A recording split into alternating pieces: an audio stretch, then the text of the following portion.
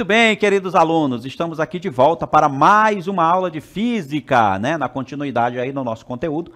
Eu sou o professor Nelson Bezerra e agora nós vamos conhecer qual é o objeto de conhecimento da nossa aula, que é a aula de número 4. Nós vamos ter aí como objeto de conhecimento a mecânica dos fluidos, hidrostática, conceito de pressão e densidade, pressão atmosférica normal, conceito de empuxo e princípio de Arquimedes, né? Enunciado e aplicações no cotidiano. No detalhamento da nossa aula, nós vamos ter conceito de pressão e densidade, pressão atmosférica normal e o conceito de empuxo, que é o nosso princípio de Arquimedes. É isso, pessoal. Vamos então dar início à nossa aula.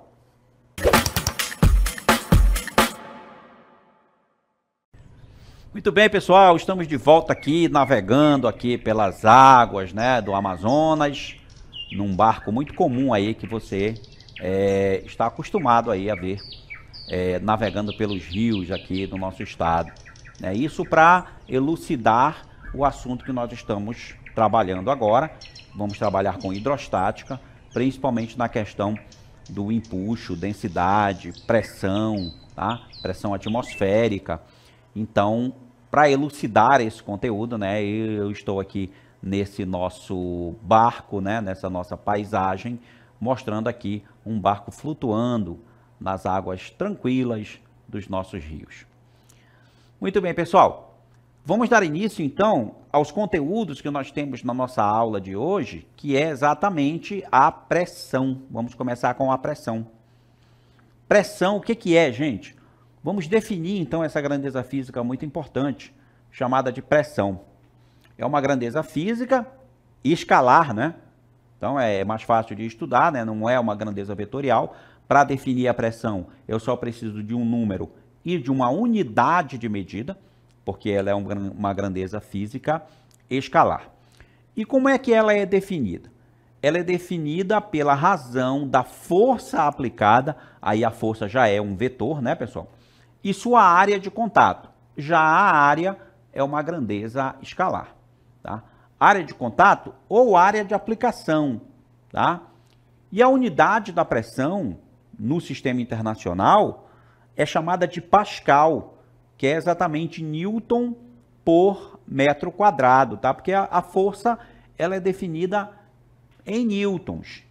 E a área, né, no sistema internacional, ela está definida em metros quadrados. Então, se eu fosse colocar aqui a unidade de medida, seria newton por metro ao quadrado, né, que é a questão da área. Então, a unidade da pressão é newton por metro quadrado, a unidade no sistema internacional. Só que o sistema internacional deu um nome especial para essa unidade. Esse nome é Pascal. Tá? Então, aqui, ó, PA, o símbolo é PA, né? Que é o Pascal, que na verdade é o Newton por metro quadrado. Nessa expressão aí de definição, que pressão é força dividido por área, o P é a pressão. O F é a força e o A é a área de contato que essa força está atuando, tá, pessoal? A área de contato. Para a gente entender direitinho essa questão, nós temos aí essa imagem para que você possa, então, observar. Olha só. Quando eu tenho uma determinada força atuando sobre uma determinada área de contato, né? Eu estou fazendo uma força aqui, o vetor força, nesse caso, ele aponta para baixo, é um vetor vertical de sentido para baixo, tá certo? E ele está fazendo uma certa força numa determinada área. Então, nós temos essa figura que está de azul, é uma área, um paralelogramo, certo? E está sendo feita uma força nessa área. Então, eu digo que nessa área tem uma certa pressão, né, definida pela letra P.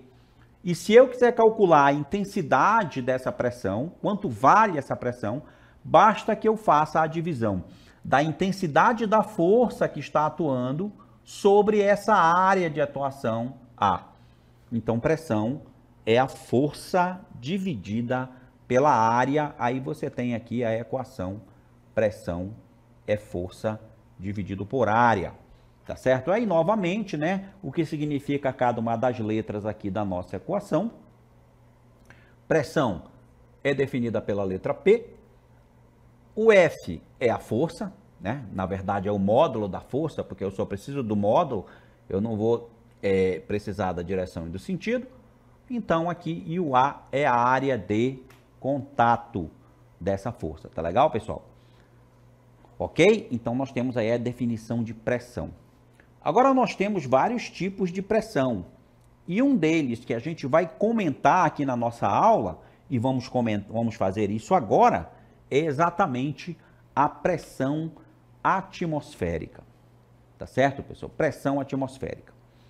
Então, essa medida de pressão atmosférica, ela foi expressa pelo físico italiano Evangelista Torricelli. Você já deve ter ouvido falar do Torricelli, né? Ele não foi só físico, não, também na matemática ele tem várias contribuições. Então aí nós temos que o físico italiano Evangelista Torricelli expressou a medida da pressão atmosférica. Isso foi lá durante o século XVII, tá? Então, por meio de um experimento, ele constatou que a atmosfera possuía a mesma pressão de uma coluna de mercúrio, né? O metal líquido, né? Metal líquido, mercúrio, símbolo Hg, com 76 centímetros de altura. Ou seja, a pressão atmosférica correspondia à mesma pressão que um tubo com 76 centímetros de altura de mercúrio. A partir disso, ficou estabelecido que o Pascal, que é a unidade da pressão, PA, ele equivale, né, a 760 milímetros de mercúrio. Por que 760, pessoal? Porque esse 76 centímetros aqui é a mesma coisa que 760 milímetros, tá? Então ficou 760 milímetros de Hg, ou seja, 1 Pascal, né, vale 700, né, milímetros de Hg, ou uma atmosfera, né? Isso aí é o valor para uma atmosfera, né? Essa unidade de medida aí que nós temos para a pressão, que é o Pascal. Tá ok? Muito bem, pessoal. Seguindo adiante, nós vamos ter aqui uma figura muito interessante para que você perceba qual é a relação da pressão atmosférica com o local na superfície da Terra que você se encontra. Tá certo, pessoal? E aí a gente tem alguns comentários interessantes para fazer sobre essa situação. Tá certo? Você vê aí na figura, por exemplo, que quem exerce essa pressão atmosférica são as partículas de ar que estão à nossa volta, né? Você sabe que tudo tem uma certa massa e um certo peso. Então, o peso dessas partículas de ar é que dão origem a essa pressão atmosférica sobre a superfície do nosso planeta. Só que é o seguinte, quanto mais alto a pessoa tiver, ou seja, se a pessoa tiver em cima de uma montanha, por exemplo, a pressão atmosférica vale um determinado valor. E aí eu tenho essa relação de quanto maior a altitude, menor é a pressão atmosférica. Exatamente porque se eu tiver muito alto, a quantidade de partículas de ar ao meu redor são menores, porque como eu estou numa altura muito elevada, abaixo de mim existem partículas de ar, certo? Abaixo de mim. E as partículas de ar que estão para cima fazem uma determinada pressão naquela região onde eu estou. Então é normal que a pressão para uma altitude muito alta seja menor. Já se eu tiver numa altitude menor, ou seja, quanto menor a altitude, maior a pressão atmosférica, e no nível do mar, essa pressão atmosférica é o que vale lá, é o que equivale à coluna de 76 milímetros de mercúrio, tá certo? Então, nós temos ali a pressão ao nível do mar, é uma determinada pressão, e se eu tiver numa altitude muito grande, eu vou ter uma pressão menor, vou ter uma pressão atmosférica menor, né? Porque tem menos partículas de ar se eu estiver numa altura muito grande. E aí agora nós vamos comentar mais sobre as unidades dessa pressão, tá certo? As unidades de pressão. Então, as unidades de pressão que são mais frequentes em cálculos sobre força e área de contato são, primeiro, uma que a gente chama de atmosfera. Uma atmosfera, tá certo? Uma atmosfera, ela equivale, né? Uma atmosfera equivale a 101.325 Pascal. É a relação entre a atmosfera, uma atmosfera, que é essa unidade de medida, e o Pascal, certo? Então, essa figura que está aqui do lado, né? A figura de um barômetro utilizado para medir pressão atmosférica, né? Então, nós temos ali o mercúrio, né? Que é o líquido que preenche aí essa figura, e essa altura de 76 centímetros de mercúrio, certo?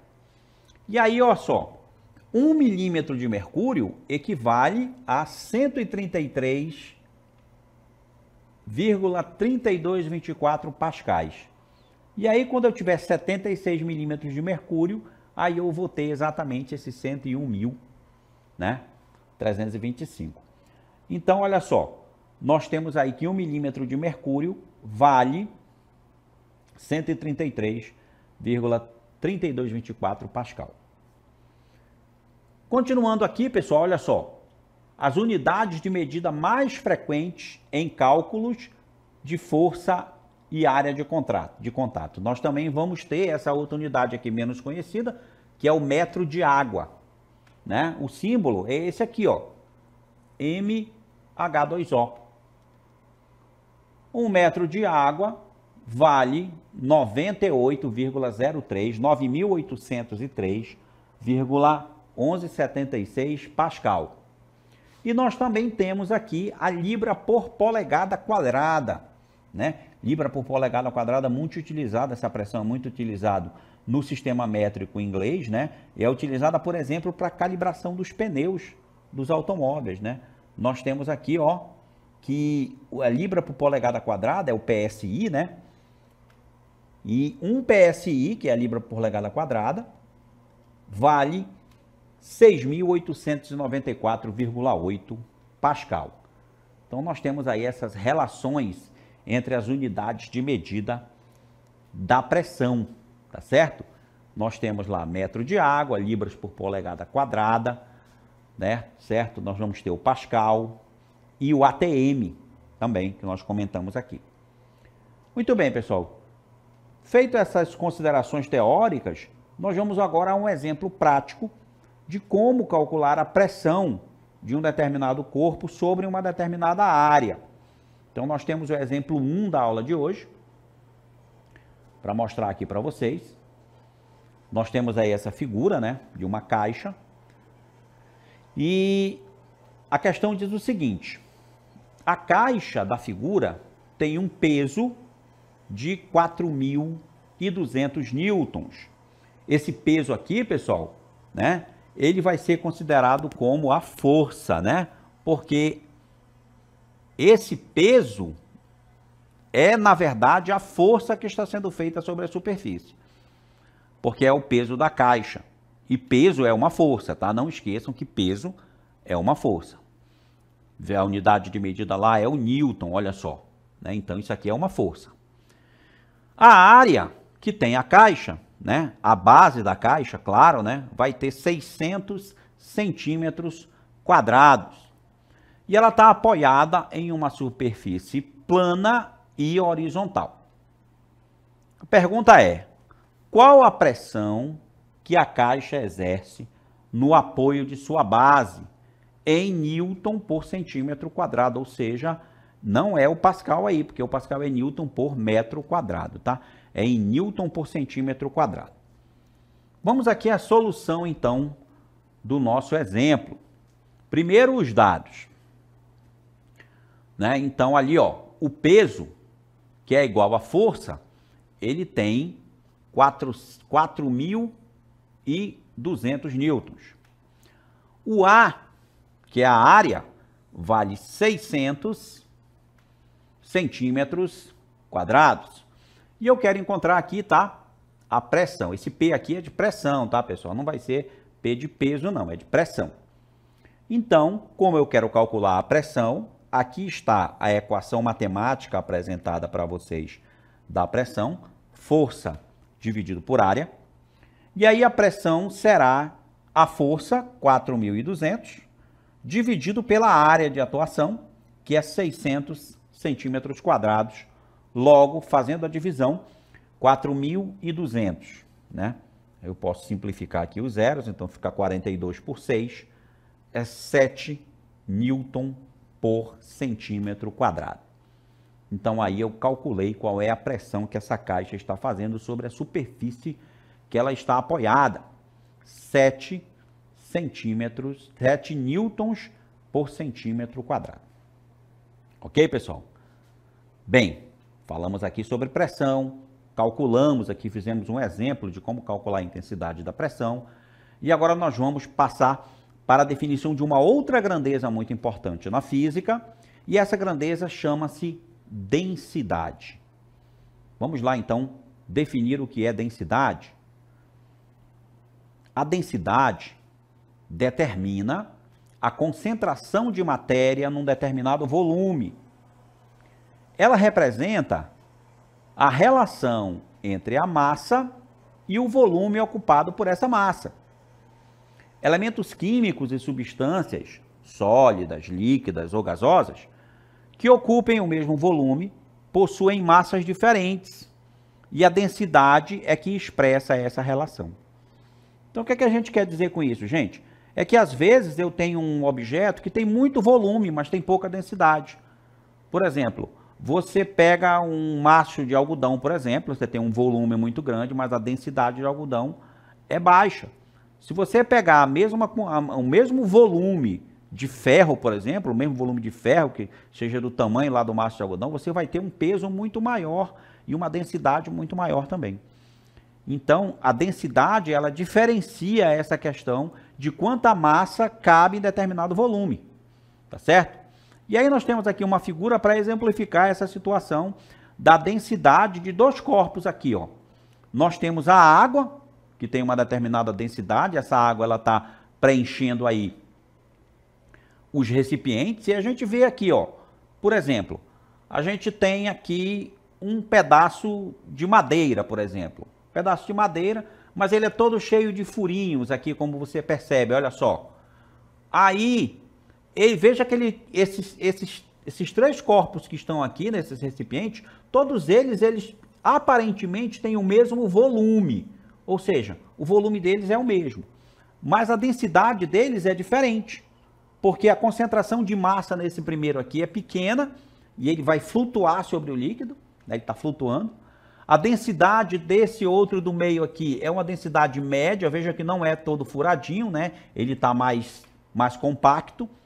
E aí, como ele tem uma densidade diferente, ele afunda um pouquinho mais. Veja que aqui o nível de água, ó, o nível de água aqui sobre esse corpo está aqui, e aqui tá, ele afundou um pouco mais nesse segundo. Então, eu subentendo que a densidade aqui, ela é diferente do primeiro. E a do terceiro corpo também é muito diferente, porque ele afundou, olha, no líquido. Então, ali ele é muito mais maciço, ou seja, ele vai ter muito mais massa. O peso dele foi tão grande que ele afundou. Aqui não. Aqui o peso foi médio, ele afundou só um pouco, e aqui ele está flutuando sobre o líquido. O que tem diferente nesses corpos que têm o mesmo volume? O que tem de diferente nesses três corpos que aparentemente possuem o mesmo volume? O que tem de diferente é exatamente a densidade deles é diferente. E aí, também nós temos uma expressão matemática para o cálculo dessa densidade. Densidade, matematicamente, ela vai ser definida por massa dividido por volume. Então, a densidade determina a concentração de matéria, ou seja, a concentração de massa, num determinado volume. Logo, a equação é que a densidade é a massa dividida pelo volume do corpo. Então, aqui, pessoal, a gente tem a nossa equação para a densidade. Nessa equação aí, pessoal, não esqueça, olha só. Nessa equação em que densidade é igual a massa dividida por volume, nós temos o seguinte: o D da expressão é a densidade. E qual seria a unidade de medida no sistema internacional para essa densidade? Lembre-se que massa no sistema internacional, ela é medida em quilogramas. E o volume no sistema internacional, ele é medido em metro cúbico. Então, a unidade da densidade para o sistema internacional é quilograma por metro cúbico. O M que aparece na equação é a massa. E eu já comentei ali com vocês que a massa no sistema internacional tem uma unidade que é o quilograma. Além disso, nós temos que o V representa o volume, e o volume é medido no sistema internacional em metro cúbico. Então, a unidade de medida é o quilograma por metro cúbico. Também é muito comum a gente observar que se expressa a densidade nessa unidade aqui, o grama por centímetro cúbico, onde a massa vem em gramas e o volume vem em centímetros cúbicos. Agora que a gente definiu densidade, vamos usar um exemplo do cálculo para a densidade. Então, é o nosso exemplo número 2 da aula de hoje, para que a gente possa calcular, então, densidade. Veja só, se um corpo tem massa de 20 gramas e um volume de 5 centímetros cúbicos, quanto vale sua densidade? Tá certo, pessoal? Então, vamos aí a nossa solução, tá legal? Bem, a gente deve lembrar, então, que densidade é massa dividido por volume, né? Então, para a gente calcular aí a nossa densidade, vamos dividir a massa pelo nosso volume. Olha aqui, no exemplo número 2, a alternativa correta será a letra B. E no gabarito, nós temos o seguinte: retirando as informações dadas pelo exercício, nós temos que a massa vale 20 gramas e o volume vale 5 centímetros cúbicos. Que tal? Massa 20 gramas, está no enunciado, volume 5 centímetros cúbicos. A resposta será, então, a letra B, né? Porque eu vou dividir 20 por 5, vai dar 4 centímetros cúbicos. Olha só a solução. A equação da densidade, massa por volume, substituindo 20 por 5, 4 gramas por centímetro cúbico. Muito bem, pessoal, aí está o nosso exemplo. E agora, nós vamos seguir com o nosso conteúdo, né? Já vimos pressão, já vimos densidade, e agora vamos estudar o teorema de Arquimedes, né? Esse teorema de Arquimedes aí também é conhecido como o teorema do empuxo. Então vamos lá conhecer o que o Arquimedes descobriu e deixou esse legado para a gente aí, que nós estamos estudando. Lembrando que Arquimedes foi um filósofo grego, né? Lá do tempo da Grécia Antiga. Todo corpo sólido mergulhado num fluido em equilíbrio recebe uma força de direção vertical e sentido para baixo, sentido de baixo para cima, cuja intensidade é igual ao peso do fluido deslocado. Esse é o teorema de Arquimedes. E aí eu posso dizer que esse empuxo, né, que essa força aí que aponta de baixo para cima, ela é chamada de empuxo. E a equação do empuxo é densidade do fluido vezes volume do fluido deslocado vezes a aceleração gravitacional, que é o nosso G aí, tá, pessoal? Então, nós temos aí que nessa equação, V é o volume do fluido deslocado. Isto é, o volume imerso quando o corpo está flutuando. D é a densidade do fluido, né? E G é a aceleração gravitacional, que a gente sempre considera, né, como 10 metros por segundo ao quadrado, né? Para uma questão de facilitar o cálculo. Ok, pessoal? Aí, pela questão do empuxo, é que nós temos a situação de que um barco não afunda. Por que que o barco consegue navegar no rio sem afundar? Vamos lá, então, ver aqui uma pequena animação explicando essa situação para a gente. Por que as embarcações não afundam na água? Para desvendar esse mistério, temos que compreender o princípio de Arquimedes.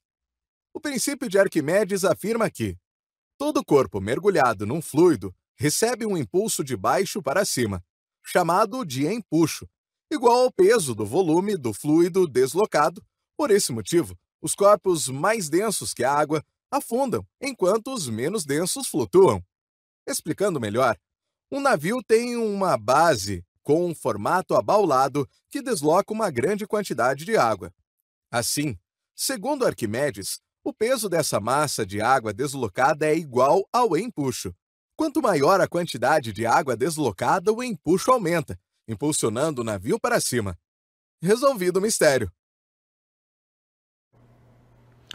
Muito bem, pessoal. Viram aí? O barco não afunda por causa do empuxo. Por quê? Porque ele desloca uma grande quantidade de água pelo formato do seu casco, e o peso dessa quantidade de água deslocada é o que impulsiona o barco para cima e ele fica flutuando no líquido. Tá certo? É a questão do empuxo, teorema de Arquimedes. E agora vamos ver o exemplo número 3, que vai nos mostrar como é que a gente calcula esse empuxo. Então, olha só, pessoal. Determine o empuxo que atua sobre um corpo de volume, olha aqui o volume, 1 metro cúbico, totalmente imerso em um fluido de densidade 0,5 gramas por centímetro cúbico, em um local onde a gravidade é 10 metros por segundo ao quadrado. Veja, pessoal, como esse corpo ele está totalmente imerso, o volume de água deslocado é o próprio volume do corpo, que é 1 metro cúbico, como nós vamos ver aqui nos dados da nossa questão. Densidade do fluido é 0,5 gramas por centímetro cúbico. E aí, fazendo uma transformação, né, pessoal, para o sistema internacional, né, porque as outras unidades, tanto o volume imerso veio em metro cúbico, que é a unidade do SI, e a gravidade veio em metros por segundo ao quadrado, que também é a unidade do SI. Portanto, eu não posso colocar na conta o 0,5, porque essa unidade aqui, ó, não é do sistema internacional. A unidade do sistema internacional para densidade é o quilograma por metro cúbico. E aí, fazendo a transformação, né, você pode conferir depois aí essa transformação. Eu não vou aqui demonstrar para você, mas eu vou informar para você que 0,5 gramas por centímetro cúbico é 500 quilogramas por metro cúbico. É a equivalência. Então, nós temos aqui os 3 valores que nós precisamos para fazer essa conta aqui, ó. O empuxo é igual à densidade do líquido. A densidade do líquido, lembra aqui, ó, a densidade do líquido é 0,5, aliás, é 500 kg por metro cúbico. O volume deslocado é 1 metro cúbico e a gravidade 10 metros por segundo ao quadrado. É o que vai estar aqui na equação, olha só. 500 é a densidade, 1 é o volume deslocado e 10 é o G, a aceleração gravitacional. Quando você faz essa conta aí, pessoal, pode conferir na calculadora aí sem nenhum problema. 500 vezes 1 é 500, 500 vezes 10 é 5.000 newtons. Então aqui o valor da nossa força de empuxo, 5.000 newtons. Então essa aí é a força de empuxo que responde o nosso exercício. Muito bem, pessoal, nós chegamos ao final da nossa aula, eu espero que vocês tenham gostado. Eu finalizo aqui a aula com vocês e a gente se encontra aqui numa próxima oportunidade. Tchau, pessoal.